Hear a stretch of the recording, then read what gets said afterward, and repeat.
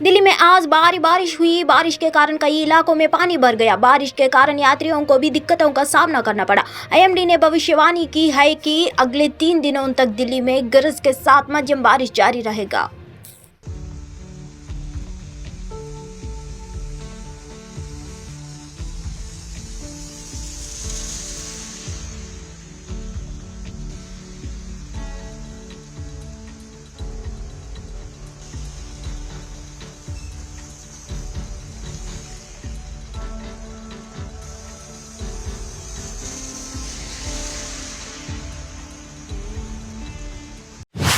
कारगिल विजय दिवस के अवसर पर आज कारगिल युद्ध स्मारक पर एक फ्लाई पोस्ट आयोजित किया गया था। भारतीय सेना के 3 शीतल हेलीकॉप्टर और 4 MiG-29 विमानों ने फ्लाई पोस्ट में भाग लिया। कारगिल विजय दिवस के अवसर पर लाहौर के कारगिल युद्ध स्मारक पर पुष्पांजलि समारोह आयोजित किया गया है। 1999 के कारगिल युद्ध में अपने प्राणों की आहुति देने वाले सैनिकों को श्रद्धांजलि दी गई है।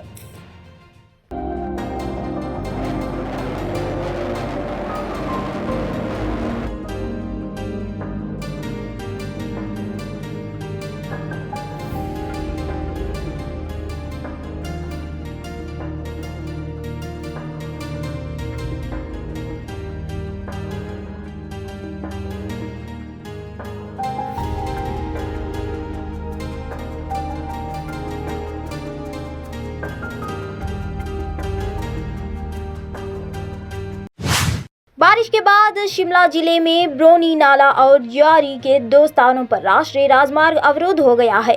भारत मौसम विज्ञान विभाग ने हिमाचल प्रदेश के लिए ऑरेंज अलर्ट जारी किया है और 26 से लेकर 28 जुलाई तक 3 दिनों तक राज्य में भारी बारिश की भविष्यवाणी की गई है।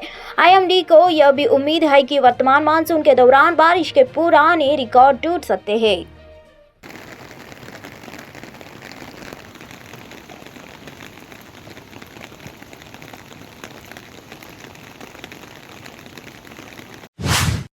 आम आदमी पार्टी के राज्यसभा सांसद संजय सिंह को संसद के पूरे मानसून सत्र से निलंबित करने के बाद विपक्षी दल के नेताओं का विरोध प्रदर्शन आज भी जारी रहा। संसद भवन में महात्मा गांधी की प्रतिमा के सामने विरोध प्रदर्शन के दौरान कई विपक्षी दल के नेता निलंबित सांसद संजय सिंह के साथ थे।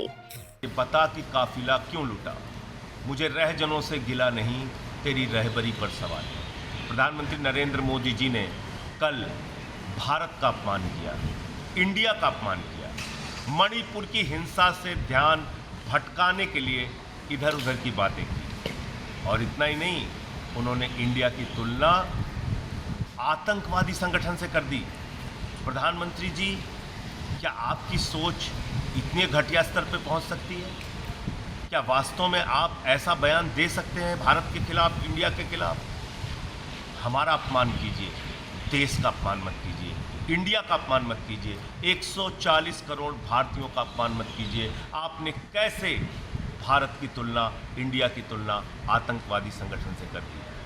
पहले इसके लिए पूरे देश से हाथ जोड़कर माफ़ी मांगी। और दूसरा विषय जो मणिपुर की हिंसा है, मणिपुर जल रहा है, एक बॉर्डर स्टेट है, वहाँ हत्याएं हो रही हैं, महिलाओं का बलात्कार हो रहा है, बच्चों का कत्ल हो रहा है, लोगों के घर जलाए जा रहे हैं, केंद्रीय मंत्री का घर जला दिया गया, राज्य की महिला मंत्री का घर जला दिया गया।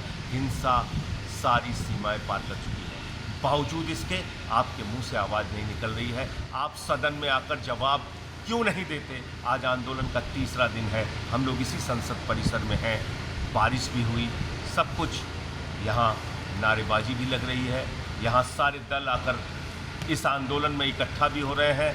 और टीम इंडिया जो है, जो 26 राजनीतिक दलों का बना हुआ है, उनकी सबकी एक ही डिमांड है कि प्रधानमंत्री सदन में आए और मणिपुर की हिंसा पर जवाब दें। जवाब आपको देना है। भारत मौसम विज्ञान विभाग के अनुसार ओडिशा में भारी बारिश की संभावना है और मछुआरों को 27 जून तक समुद्र में न जाने की हिदायत दी गई है।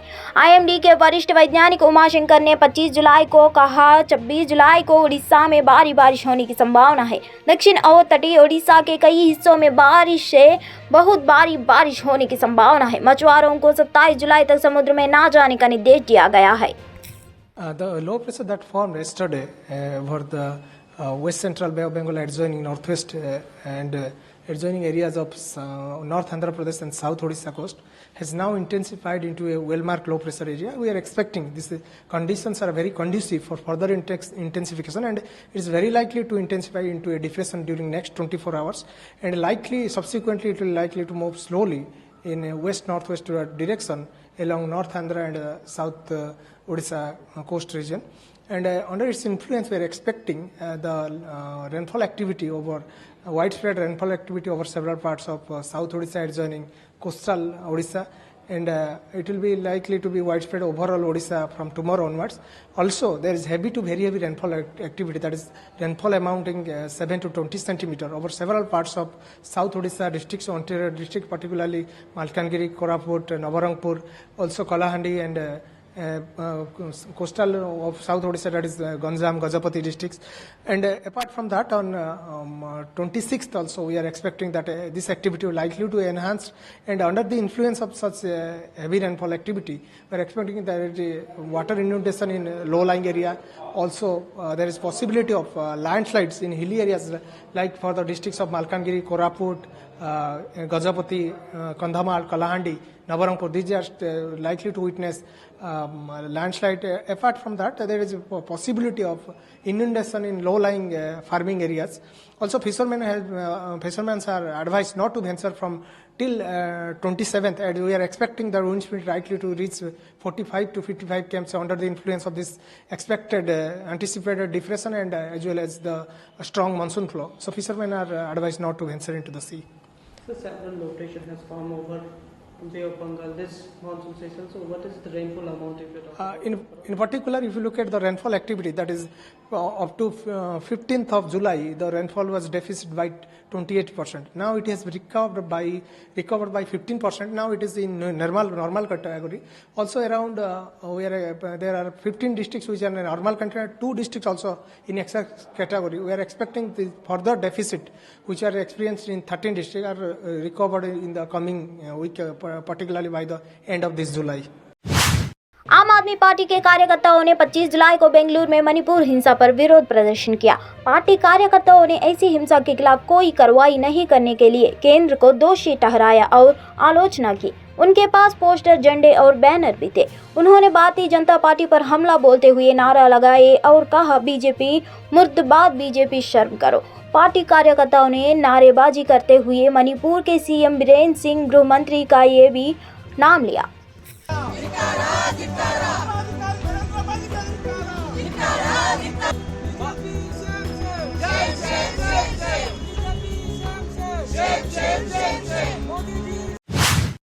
पच्चीस जुलाई को उत्तर प्रदेश के मुख्यमंत्री योगी आदित्यनाथ ने मथुरा दौरे की तैयारियों पर बोलते हुए आगरा रेंज के पुलिस महानिरीक्षक दीपक कुमार ने कहा कि पुलिस वीवीआईपी सुरक्षा प्रोटोकॉल के एसओपी का पालन कर रही है और उन्हें विश्वास है कि मुख्यमंत्री का कार्यक्रम पूरी तरह से सफल होगा। जैसा कि हम सभी जानते हैं कि कल यहाँ पर वृंदावन में, मथुरा जी में हमारे माननीय मुख्यमंत्री जी का भ्रमण का प्रोग्राम है। उसके सिलसिले में जो हमारे प्रोटोकॉल हैं, वीवीआईपी प्रोटोकॉल सिक्योरिटी का, उसकी एसओपी का पूरा हम लोग अनुपालन कर रहे हैं। डिफरेंट एजेंसियों के बीच में जो कोऑर्डिनेशन होना चाहिए वो सारी कोऑर्डिनेशन मीटिंग ये सभी चीज़ें हो गई हैं और हमें पूरा विश्वास है कि जो मथुरा जी, वृंदावन जी में माननीय मुख्यमंत्री जी का जो कल कार्यक्रम रहेगा वो पूरी तरह से स्वकुशल संपन्न होगा। 25 जुलाई की शाम को दिल्ली के इंदिरा गांधी अंतर्राष्ट्रीय हवाई अड्डे पर रखरखाव कार्य के दौरान ग्राउंडेड स्पाइस जेट विमान के अंदर आग लग गई है। शुरुआती आकलन के मुताबिक इंजन या विमान को कोई नुकसान नहीं हुआ। आग लगने का संभावित कारण अवशिष्ट ईंधन का जलना प्रतीत होता है। विमानन नियामक नागरिक उड्डयन महानिदेशालय ने स्पाइस जेट पर निगरानी बढ़ा दी है और एक बयान जारी किया है। हरियाणा के मुख्यमंत्री मनोहर लाल खट्टर ने 25 जुलाई को बाढ़ प्रभावित भिवानी खेड़ा क्षेत्र का निरीक्षण किया और संबंधित अधिकारियों के साथ बैठक की। उसी पर बोलते हुए सीएम खट्टर ने कहा कि 15,000 एकड़ में फसलें खराब हो गई है। हालांकि उपायुक्त की टीमें इन सभी नुकसानों का आकलन करेंगे, जिसमें घर, दुकान का सामान और फैक्ट्री के सामान का नुकसान शामिल है। अभी असेसमेंट हम कर रहे हैं कि कितनी धान दोबारा लग पाएगी, कितनी नहीं लग पाएगी। क्योंकि अभी धान जो है बासमती की धान ही लग रही है और उसकी जीरी लोग लेने की जीरी यानी प्योद लेने की कोशिश कर रहे हैं। तो कुछ ज़िलों में से उनको प्योद मिल रही है। अब ज़्यादा लोग लगाएं, हमारा तो ये कहना है। फिर भी उनके खर्चे के हिसाब से उसका एक असेसमेंट करेंगे कि कितना उनको दिया जा सकता है। लेकिन जिन्होंने नहीं लगाई है, जिनके खेत खराब हो गए हैं, उनको 15,000 रुपये मिलेगा। सर, आज जायज़ा लिया, आपको क्या लगा वहाँ पे, कितना एरिया खराब हुआ है कुरुक्षेत्र की बात की जाए तो? कुरुक्षेत्र में जो हमारे पास अभी आंकड़ा है कि 15,000 एकड़ ये खराब हुआ है। उस 15,000 एकड़ में दोबारा से कितना और जीरी लगाई जा सकेगी, ये अभी असेसमेंट आनी शेष है। उसका जैसे लोग लगा लेंगे और 31 जुलाई के आसपास हम उसका वेरिफिकेशन कराएंगे और उस वेरिफिकेशन के बाद ही ये पता लगेगा कितनी फसल पूरी खराब हो गई और कितने में दोबारा से रोपाई हुई है। सीएम साहब, लोगों का काफ़ी सामान भी खराब हुआ, मकान भी खराब हुआ, क्या कहेंगे सर? आज ही मैंने एक उन लोगों को निर्देश दिए हैं जो क्षतिपूर्ति पोर्टल है। अभी तक तो उसमें फसल के नुकसान की ही भरपाई यानी एंट्री होती है। अब हम एक आध दिन में उसमें कर देंगे कि जो बाकी लॉस है, loss of property, loss of assets, वो भी सारे उसमें भराए जा सकें। खास करके मकान टूट गए हैं, किसी के पशु का देहांत हो गया है, किसी के फैक्ट्री के अंदर कोई सामान जो है वो ख़राब हुआ है, किसी की दुकान में सामान ख़राब हुआ है, वो सारा लॉस का आंकलन हमारे डिप्टी कमिश्नर की टीम है। अभी भी मैंने निर्देश दिए या कुरुक्षेत्र जिले की टीम को कि हर प्रकार के लॉस का असेसमेंट करें। 25 जुलाई को दिल्ली के डीसीपी कार्यालय परिसर सिलमपुर में आगामी त्योहार मुहर्रम और ताजिया व्यवस्था 2023 के संबंध में नागरिक अधिकारियों की एक बैठक के बारे में बोलते हुए उत्तर पूर्वी दिल्ली के पुलिस उपायुक्त जय टिर्की ने कहा कि उत्तर पूर्वी दिल्ली में संकरी गलियां के कारण पुलिस ने अनुरोध किया कि ताजिया आयोजकों को ताजिया की ऊंचाई 10 फीट से कम रखने की कहा गया है। लोगों के द्वारा किस तरह का एहतियात बरत रहे हैं आप लोग इस मुहर्रम को? देखिए, Muharram is just round the corner.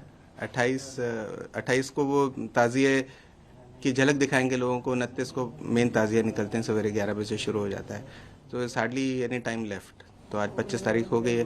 तो आज मैंने सारे स्टेक होल्डर्स को बुलाया था, जिसमें भाईचारा कमेटी, अमन कमेटी, हमारे ट्रैफिक पुलिस से स्टाफ और डीसी ऑफिस से स्टाफ और डीसी एमसीडी के ऑफिस से स्टाफ, बीएससीएस और फायर सर्विसेज, सभी को मैंने बुलाया था, जो भी इसमें स्टेक होल्डर्स हैं, साथ में बैठ के थोड़ा सा इन्फॉर्मेशन शेयर कर लें।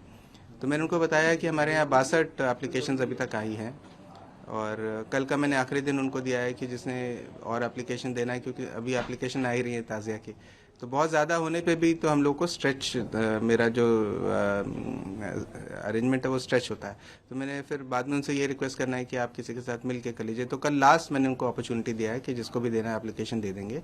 62 मेरे जो ताज़िया निकलेंगे उसमें से 10 थोड़े इंपॉर्टेंट हैं, उनमें से 4 वाले बड़े हैं मेरे, और 4 मेरे यहाँ कब्रिस्तान है। तो इसमें बड़ा इलेबोरेट एक अरेंजमेंट निकलता है, जिसमें पॉइंट टू पॉइंट ड्यूटी होती है और हर एक जो सिपाही से लेकर डीसीपी तक हर एक की ड्यूटी स्पेसिफाइड होती है, एरिया ऑफ ड्यूटी उसका, कि उसने क्या करना है।